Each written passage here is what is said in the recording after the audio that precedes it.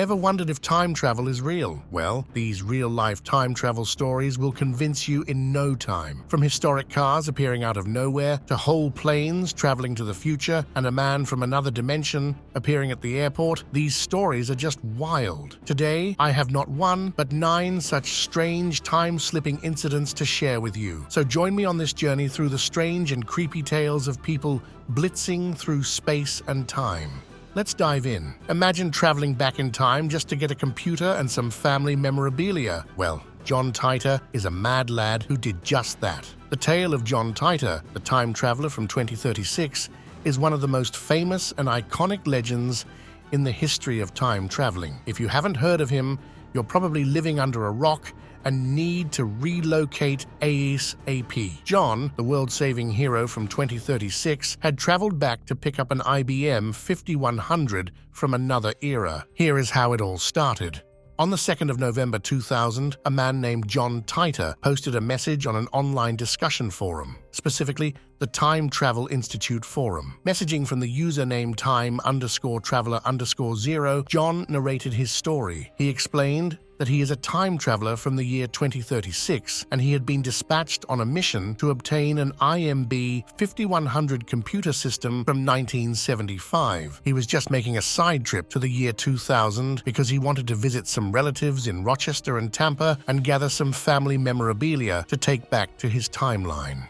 John revealed that he lived with his family in Central Florida, and he was deployed at the U.S. military base in Tampa. He was serving in the 1717th Temporal Recon Unit, a special unit responsible for running time-traveling missions to the past to recover specific items required by the U.S. Army in 2036. These messages by this supposed time traveler took the world by storm, and while some suspected paranormal activity and extraterrestrial influences, others brewed up delirious conspiracy theories involving the Russians and hoax time travelers. For the next 4 months, the mysterious appearance of John Titor was all anybody could think about and talk about. John was happy to answer questions and share details about his life and the world in 2036. For 4 months, John made over 550 posts to tell his followers everything he could about the future, including a civil war triggered by the US presidential race, an unavoidable nuclear confrontation with Russia, and the panic-causing mad cow disease epidemic. No one heard from John Titor after 24th March 2001, as he had bid farewell after announcing that he was leaving for 2036. His last words were rather ominous. "Bring a gas can with you when the car dies on the side of the road," he said. One would think that with John gone back, the frenzy over his revelations would come to an end. But no, it was just the beginning. John's followers created a legacy by creating innumerable books, theatrical plays, video games, movies, and even a website dedicated to his posts. I wonder if the computer he got was at least worth the trip. Don't they have better ones in the future? If seeing a long-dead French queen is not proof of time travel, I don't know what is. The incident occurred in 1901, when 2 friends, Anne Moberly and Eleanor Jordan, were traveling through France. Eleanor was a teacher at St. Hugh's College in Oxford, while Anne Moberly served as the college's principal. Together, they decided to visit the Palace of Versailles, equipped with a Baedeker's tourist guidebook and a mind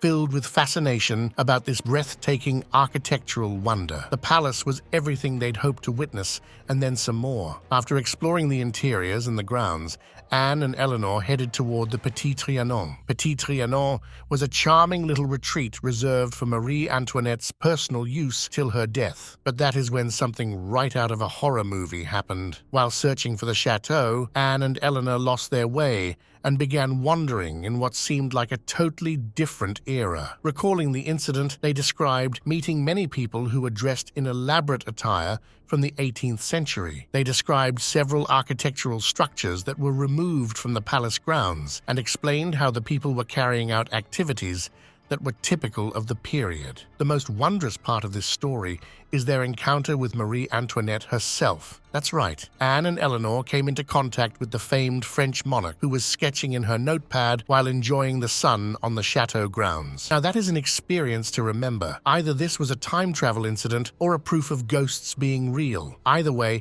count me scared. Interestingly, their story doesn't end here. It didn't take long for the 2 friends to publish a book containing their account of the time-traveling escapade titled An Adventure. In order to preserve their integrity as academics, the book was published with pseudonyms. Most people will probably label this story as a hoax, but could there be a sort of time portal that appeared briefly and whisked these two away to a past land? I mean, the chances are low, but it could be possible. What do you think?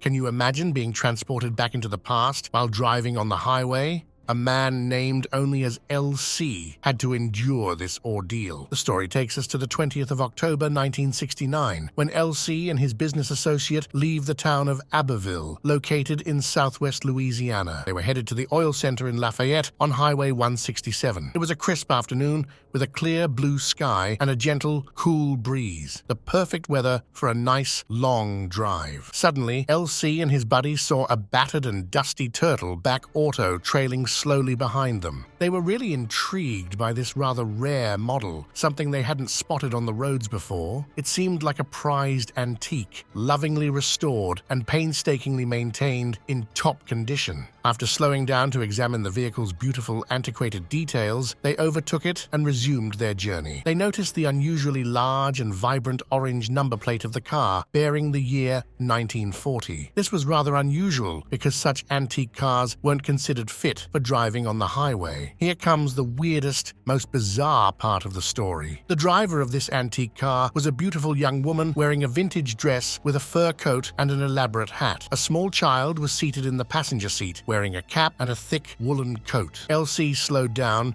and pulled up next to the car. He noticed the woman became increasingly fearful and panicking as he approached the car. He could see her face going pale with terror. She looked worried and lost, as if she had forgotten the route or made a wrong turn somewhere. LC signaled without stopping and asked her if she needed help. The lady shook her head, and tears welled up in her eyes. But strangely, she didn't roll down the window or even look LC in the eye. LC asked her to pull over on the side of the road, but she kept driving frantically. As you can guess, all this was rather bizarre behavior, but perhaps she was just scared that a man was trying to flag her down out of nowhere. Finally, she stopped and pulled her car over on one side. LC crossed her car and pulled over right in front of the vehicle. But as soon as he looked behind, poof! The car, the woman, and the child were gone, vanished into thin air. Mind you, this story takes place on a highway without traffic, so disappearing so quickly wasn't possible. Shocked and baffled at what just occurred, LC and his friend got back on the road. But if you think this was just LC having too many to drink, wait till you hear the rest. A short while later, while driving on the same highway 167, they spotted a new car pass another antique car at a snail's pace. The pace was so slow that it appeared as if both the cars had stopped on the side of the road. Just then, as the new car pulled over in front of the antique, the old car disappeared into nothingness. This time around, though, the driver in the new car was just as shocked as LC and his friend. The three got out on the road and began discussing how crazy the whole episode was. They began exploring the area where the car had stopped, examining it for tire marks. The new driver wanted to report the mystery to the police, but LC and his friend insisted that no one would believe them. They decided to exchange phone numbers so they could stay in touch and discuss the mystery again. Could these old cars be slipping into the present from the past due to some weird anomaly? Well, that's the only explanation that makes sense to me. Now, this next guy on our list just had a time travel adventure right from his home. No cars or traveling required. On the fine morning of 30th August 2006, the 36-year-old Hutton returned to his home in Sweden to discover his kitchen filled with water. Upon inspection, Hutton discovered a leak under the kitchen sink. Like a true DIY man, Hutton took his toolkit and set about to fix the problem. But upon crawling under the sink, he realized that the leak was much deeper than he thought. So he had to crawl inside the cabinet, and what happened next is right out of Coraline. As soon as Hutton entered the kitchen cabinet, he realized that the cabinet kept stretching and stretching, much like a tunnel. He kept crawling and crawling through the tunnel until he saw a light. Suddenly, he realized that he could stand up straight, and while it was pitch dark, he knew he was outdoors. Doesn't it sound like he entered a wormhole? It certainly does to me, but I digress. As soon as Hutton stood up straight, he saw an older man standing before him. Narrating the incident, Hutton revealed that the older man was his 72-year-old self, and apparently they were talking with each other in the year 2042. Hutton said that the older man was dressed in clothes similar to the ones he usually wore. They hit it off, and according to Hutton, he had the best of times talking to his older self, swapping life stories and reminiscing old memories. Now, what makes this time travel claim unique is the evidence. At the time, Hutton had a cell phone with him, and he made several photographs and videos with his older self. He took videos of the similar tattoos both had on their arms. The older Hutton's tattoo was somewhat faded. Now, photographic evidence proving time travel? That's as rare as gold. You have heard of time travel in cars, but are you ready for time travel in planes? Yeah, it's as wild as it sounds. In 1935, Air Marshal Victor Goddard of the Royal Air Force was flying from Edinburgh, Scotland, to his home base in Andover, England. On their way was a village called Drem, which was visible from the plane. As it so happens, Drem was home to an old, abandoned airfield that was constructed back in World War I, but later abandoned. From above, Victor saw that the abandoned airstrip had been turned into an ill-kept farm with overgrown grass and weeds. The hangars seemed to be deteriorating, and the airstrip was positively derelict, nature taking over and everything, but then everything turned to chaos in seconds. Suddenly, brownish-yellow clouds covered the sky, and a strong storm began to brew. Soon, Victor had lost control of the aircraft, and it went plummeting towards the ground. As he struggled to stop the aircraft from going down, all Victor could see were those weird brownish-yellow clouds. Whether it was skill or luck, Victor somehow managed to maneuver the aircraft out of the clouds and into the brightness of a clear sky. According to the radar, he was still flying over the abandoned Drem airfield, but nothing he saw was normal. Everything had changed right in front of his eyes. The deteriorating hangars were brand new and shiny, and 4 new-age yellow-colored aircrafts were parked on the airbase. The entire strip was bustling with activity as mechanisms in blue uniforms ran up and down the airstrip, tending to the planes and carrying equipment. The scene was so unreal, considering the state of the airstrip he had just witnessed moments ago, not to mention the fact that RAF mechanics wore a brown jumpsuit, not blue. So he had no idea what kind of base this was. But the most mind-boggling of all was the fact that he couldn't recognize one of the planes, and for good reasons too, because the planes he saw were not even invented yet. He found out later that the plane models he had witnessed were Miles Magister, a model that was manufactured in 1938. That's 3 years after Victor's voyage through the clouds. Before Victor could bring his plane closer to the base and have a closer look, he was swept up in the storm once again. When he got out, he found himself landing in Andover. Here comes the kicker. In 1939, Victor traveled to the Drem airstrip and found it exactly as he had seen during his brief time slip. Turns out now, 3 years after the incident, the RAF was painting its aircraft yellow and introducing the Miles Magister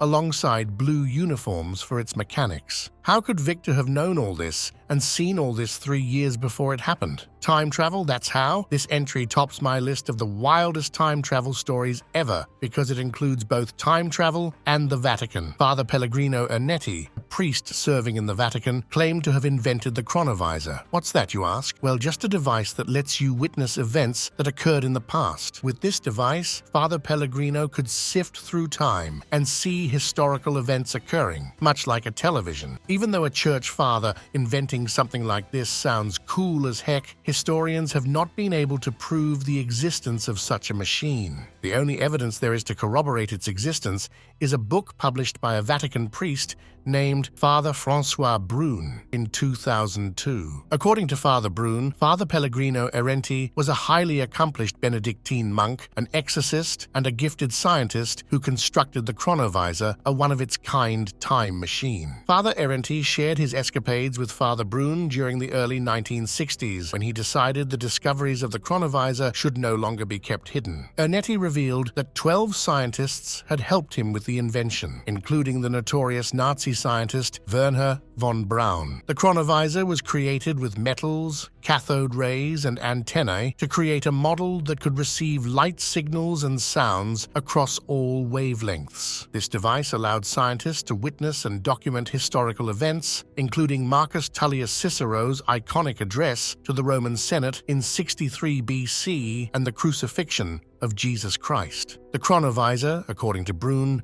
was a tool the Vatican used to examine and validate the lessons of the Bible by sneaking into the past and seeking historical events to perfect Christian knowledge. In his book, Brune writes that Ernetti was a well-read and cultured man, highly qualified in science and the history of the ancient world. Ernetti had witnessed history in the most magical ways, going back to the time when the Roman Empire was established and even witnessing the devastation of Sodom and Gomorrah.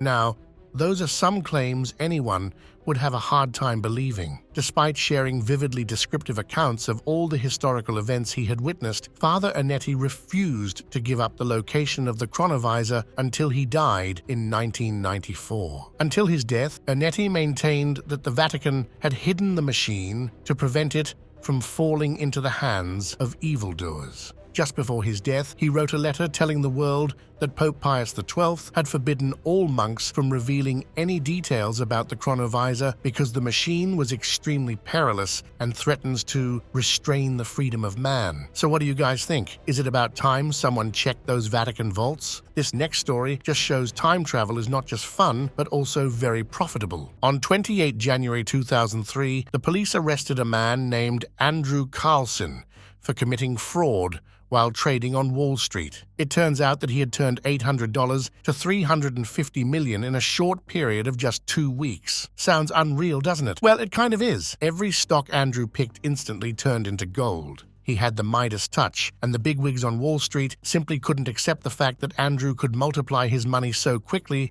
without any insider information.